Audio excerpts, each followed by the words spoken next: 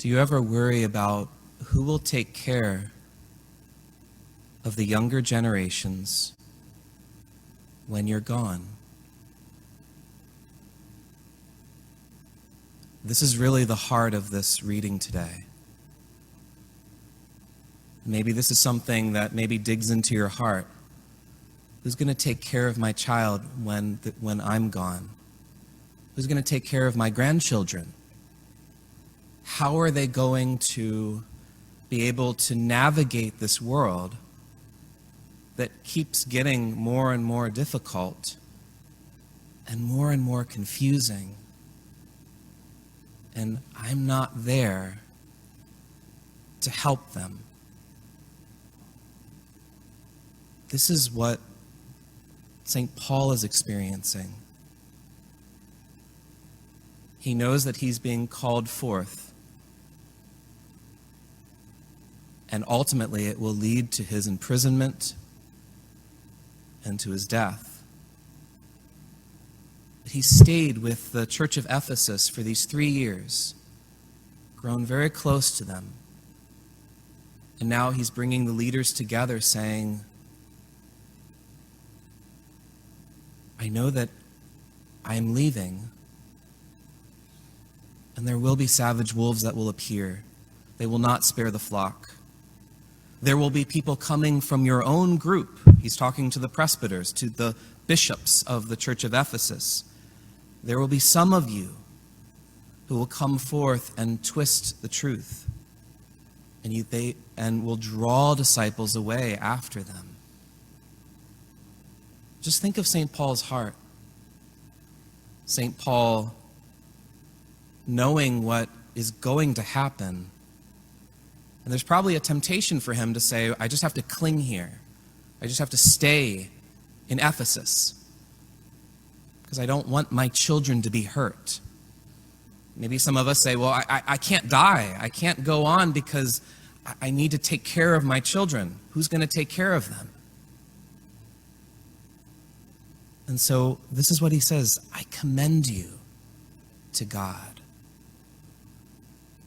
and to that gracious word of his that can build you up and give you the inheritance among all who are consecrated. And then he reminds them of everything that I've been doing with you. I'm reminding you to work to help the weak so that you don't follow these savage wolves that come that will use the weak as their own food, as wolves do. Wolves in sheep's clothing, wolves in shepherd's garbs, to consume the flock versus protect the flock. So this is Paul's response here. And it says they were all weeping loudly. He says after he had finished speaking, he knelt down and prayed with them all. He commended them to God, saying, it's not about me, but it's about him. And he's saying you need to follow him, and he will be the one that will help you through that storm that will come. And it will come. But he's greater. His mercy is greater. And they are all weeping loudly. They throw their arms around Paul. They kiss him.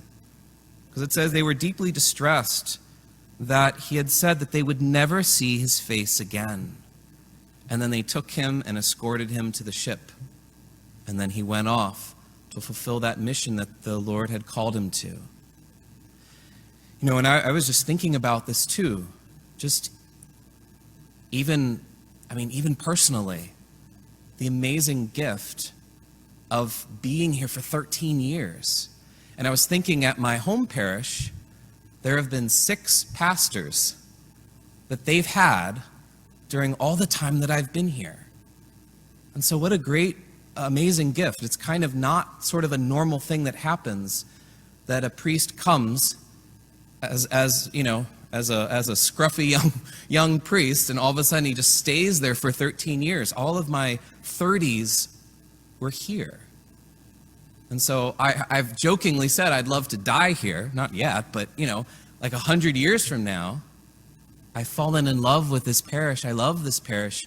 But I also know just that whole track record of this is something very unusual to be here for this amount of time. And so I know kind of in my heart that my days are probably numbered. And so it's important as I think about this passage here.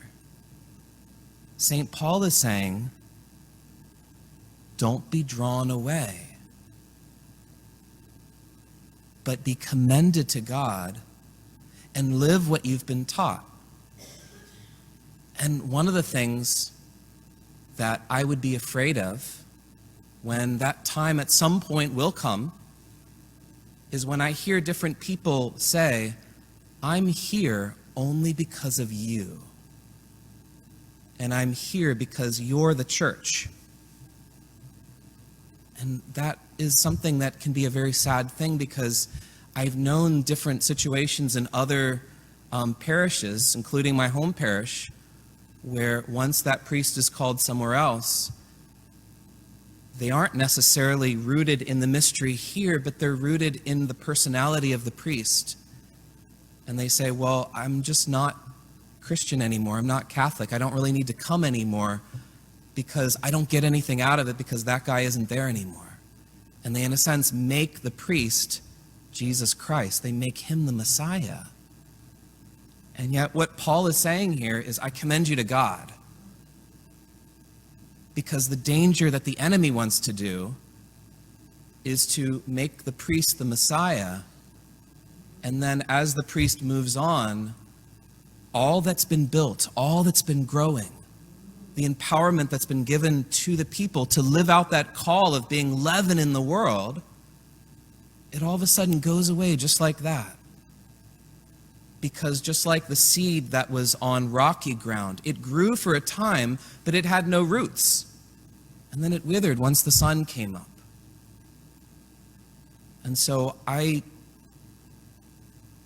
really ask you in a particular way to go deep into your call of being leaven in this local community, regardless of who's here or not.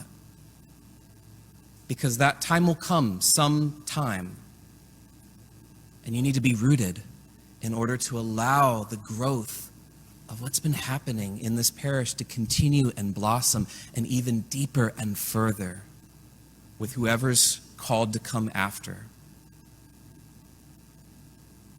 So that's my call to you today.